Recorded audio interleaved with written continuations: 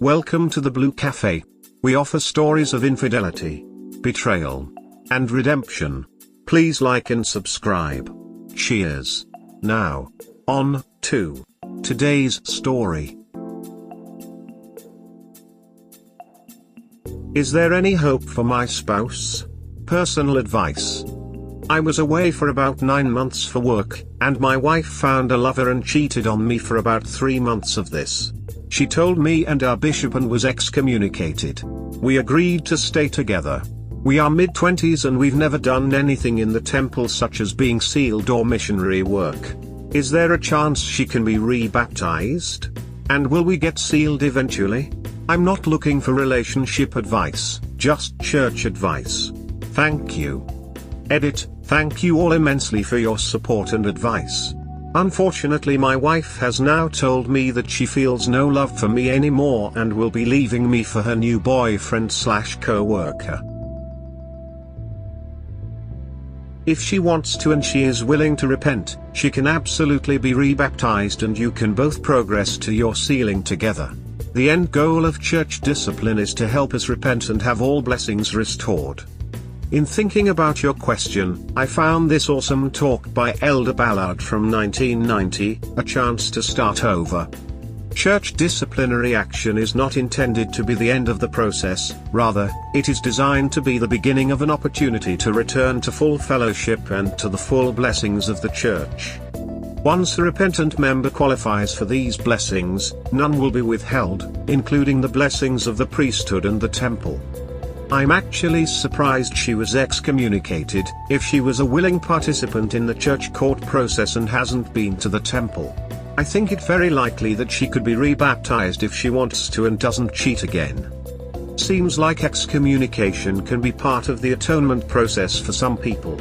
I think it's shaming and would probably need more support for a sin like that, but tough love does wonders for some people. Well, the bishop is the common judge, and if God had faith enough to call them, I think we should have faith in their decision. Yeah, I'm saying that it may have been a good thing she was excommunicated for her own sake. It may help her value the importance of keeping the commandments, and the bishop may have seen that. It seems like a punitive measure, but there are times when it is the best course of action.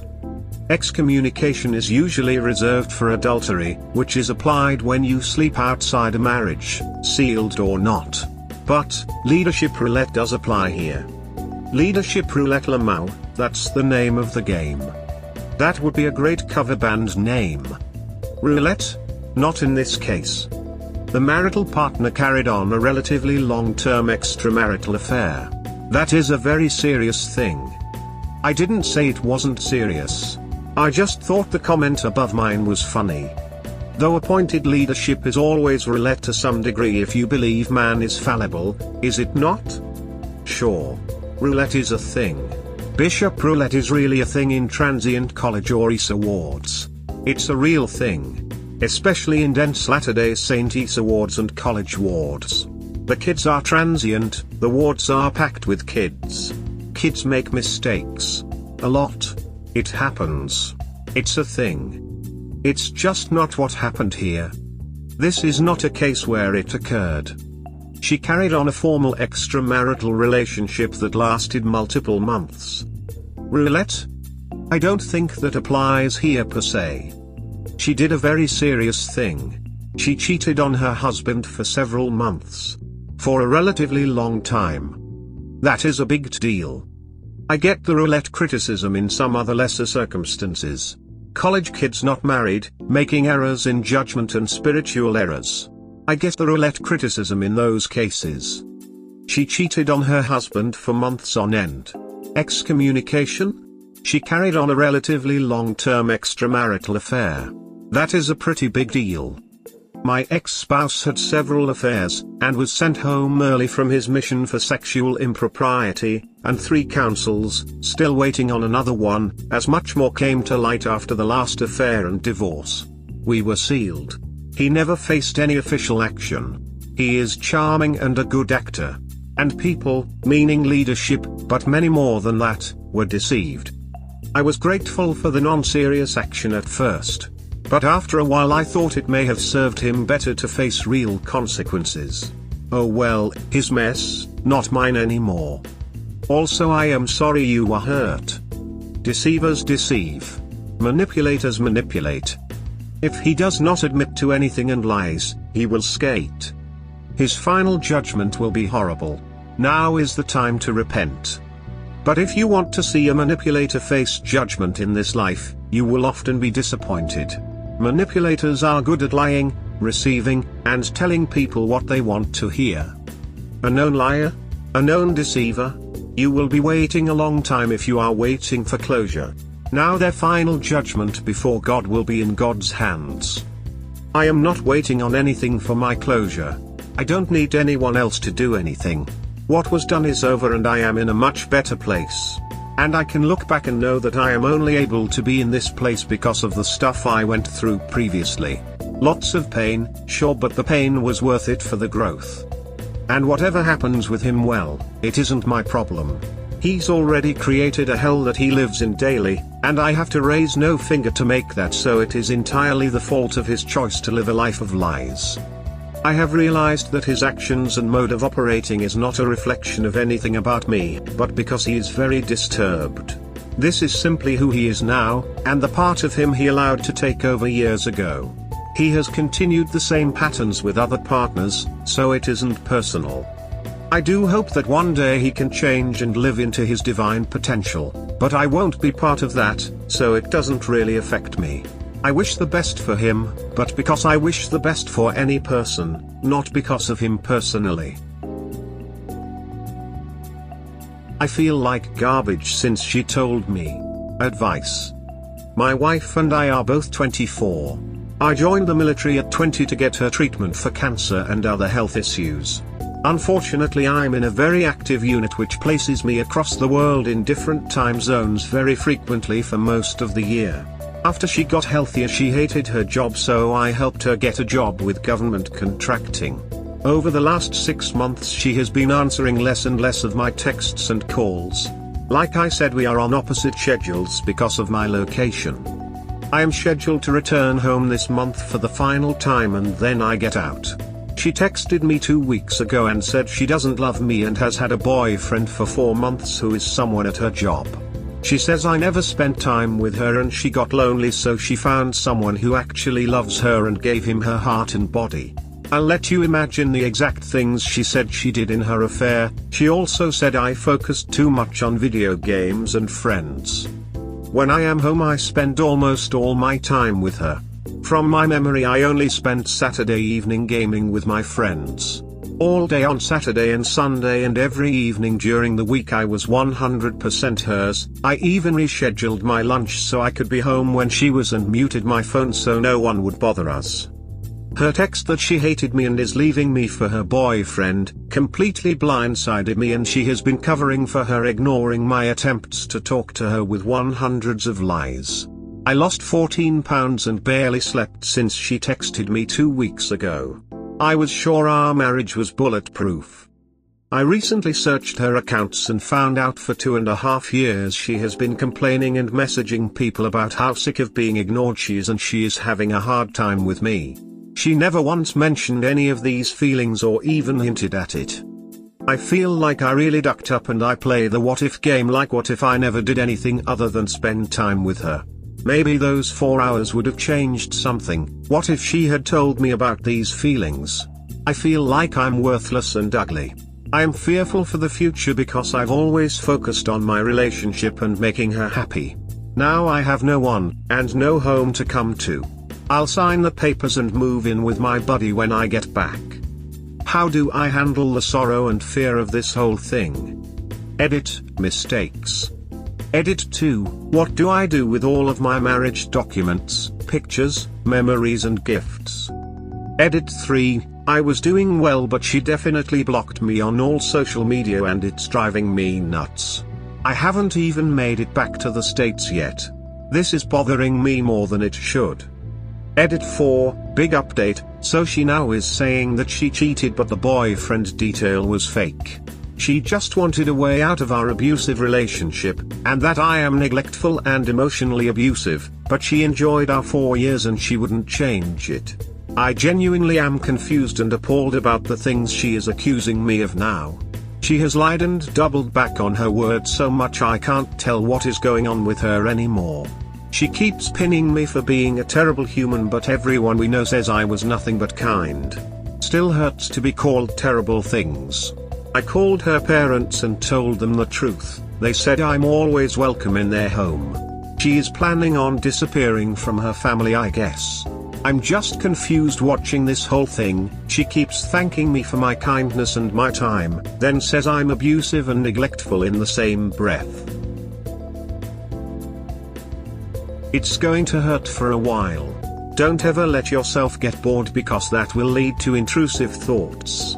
Spend time with people that love and value you. Most importantly, accept that feelings of inadequacy and fear are just feelings. They will tell you're inadequate, but that doesn't mean it's true. Feelings of fear present themselves as prophecies, destiny or fate which cannot be avoided, but they're not. They're just voices that lie to you. You can't control if you have fear, but you can control if you believe fear. Feel it but don't believe it. Thank you. I will try to spend time with friends or just stay busy. I never thought about the feelings as something that would lie too. My advice, and sorry for the rant. 1. Workout releases endorphins that will help you feel happier. Push-ups, squats, and burpees do it for me, and it also gives you more confidence. Gym also works. 2. Lawyer up and protect yourself. Do what the lawyer says to protect yourself. 3. Move your half of the money to an account you have control of and all direct deposits go there. Cancel credit cards. Protect your money that you earn before she takes it or wastes it on making herself happy. Actually do this first. 4. Cheating means she doesn't respect you and likely believes you will never leave her. Do not grovel, do not be desperate, do not engage or fight her, be happy, engaging to others. Let her see your best and let the weight of her losing that weigh on her. If you want reconciliation, showing that you are fine without her might pull her out of this. 5. File for divorce. It might pull her out. At the least it will change the script and allow you to move forward with or without her. 6. See friends and family and be your best. Let everyone know you are a great catch and the one they want to spend time on. No hate, no vitriol, make it clear this was her and you are moving forward and improving yourself. 7. You have some legitimate negative feelings. See a therapist and use those strong feelings as fuel to learn a new skill or improve yourself. Times of great pain can lead to exponential growth. You can use this to get a degree, a certification, a highly marketable skill, drastically increasing your earning potential. Heck, getting something like Security Plus can get you a whole new career in cyber, a field that is growing like crazy. 8. I can't tell you to give up on your cheating spouse. I can however say that a marriage is founded on trust, love and respect. An affair is the ultimate disrespect and kills trust. It also seems evident she has no love for you. For her all three are gone. For you two at the very least are gone. Coming back, though possible, is unlikely statistically. And it is incredibly likely she might come back after this affair fizzles out, but likely it will happen again. 9. Whether to tell family and friends. To be honest, it is up to you. Telling them will make her angry, but that is not really your concern. The fault lies with the one who cheated, and getting out is not the fault of the messenger. Being honest should not be a punishable offense, and she earned the responses with her actions. That being said, it can lead to a more combative divorce. It's possible to get out easier if she is still in the fog.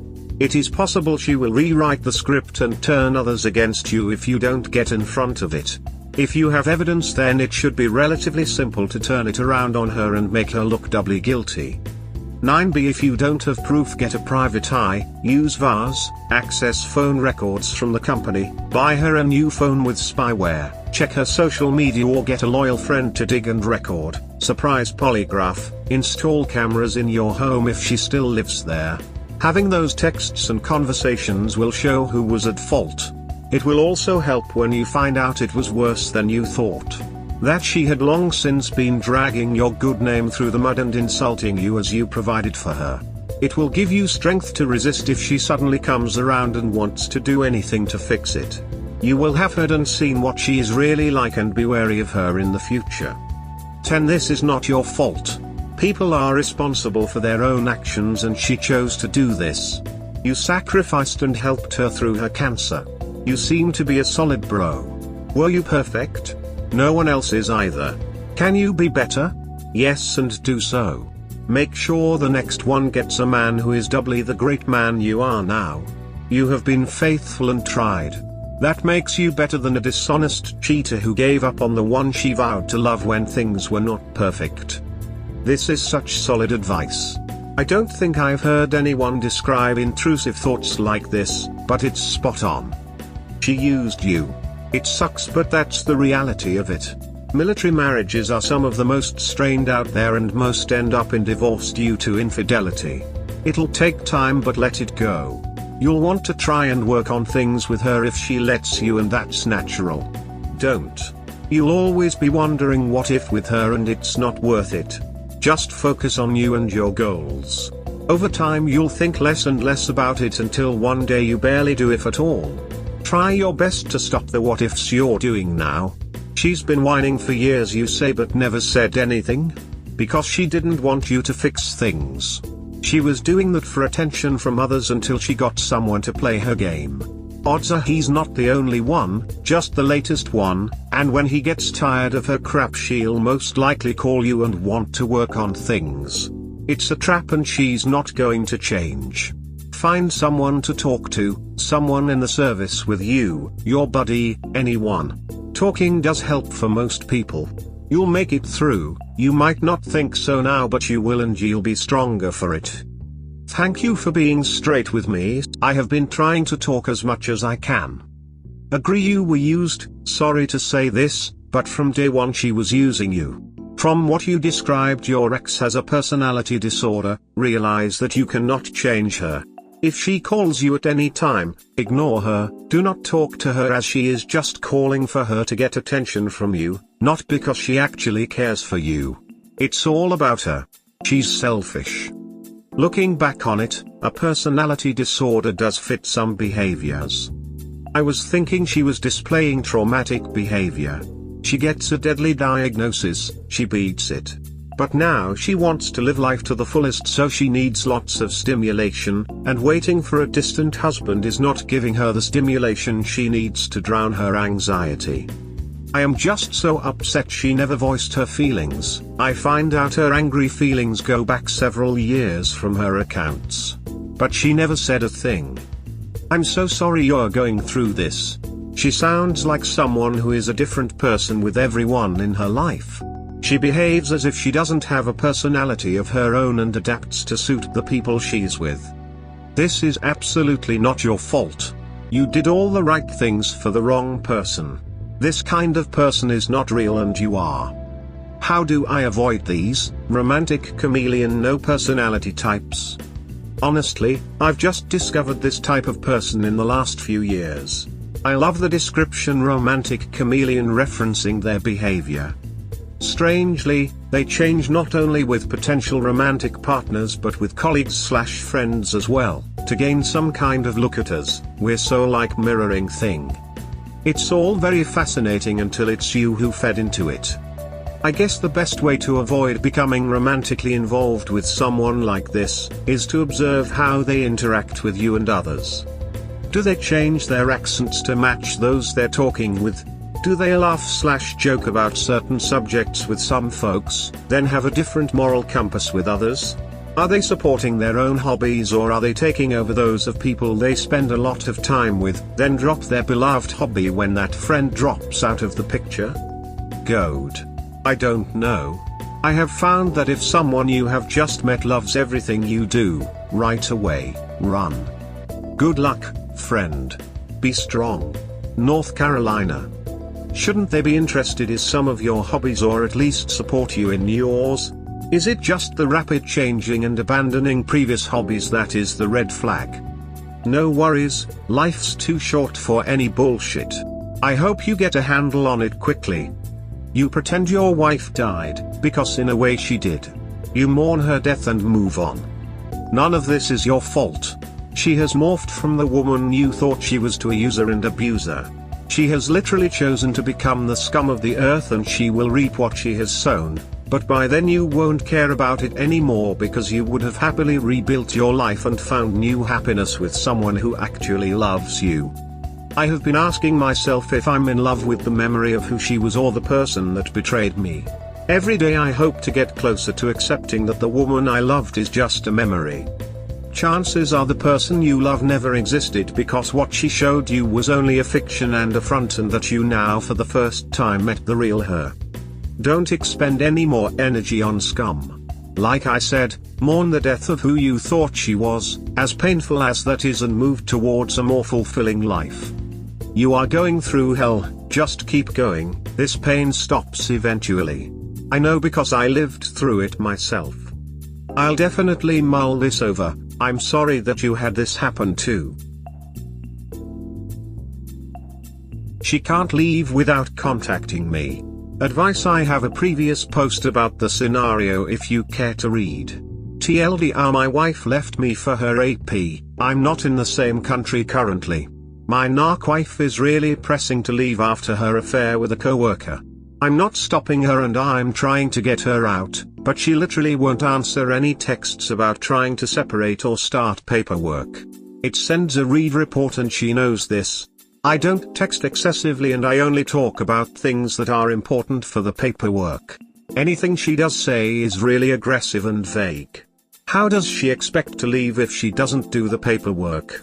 She's acting like she can just disappear from me and her family. I still don't even know any solid reasons for why any of this happened. It's like 2 weeks ago a switch flipped and she is the most hateful and childish person. 1. Is this normal? 2. Why would she make her own exit harder? 3. What should I do? 4. Why is she angry with me? You are moving too fast for her.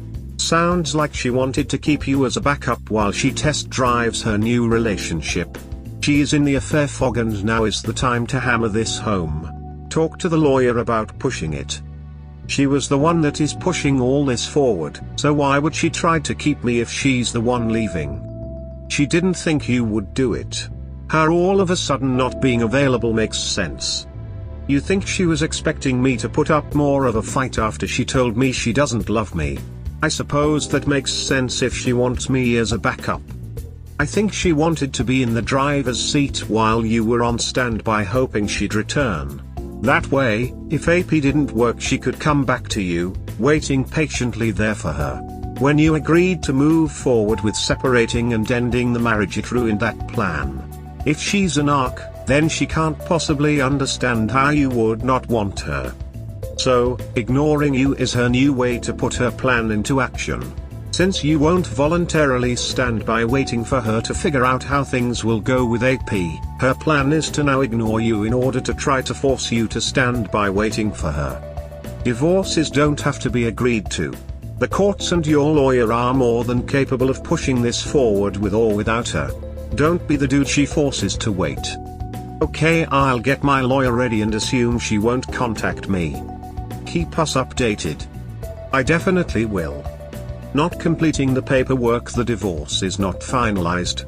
If the AP turns out to be a mistake, in her mind it will be easier without a divorce for her to let you take her back. By making you the bad guy who forced her to cheat, it's much easier for her to justify her actions. And you can't be nice to the bad guy.